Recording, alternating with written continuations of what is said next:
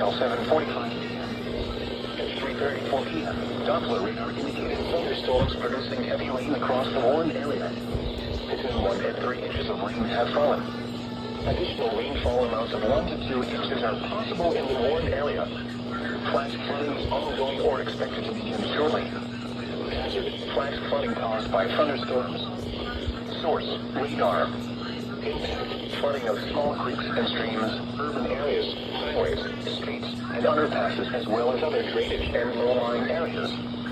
Some locations that may experience flash flooding include Norristown, Ponyville, Lansdale, West Norton, East Norton, Collegeville, Royersford, Trout, Schwenksville, Valley Forge, Gila, Russia, and Spring Mount.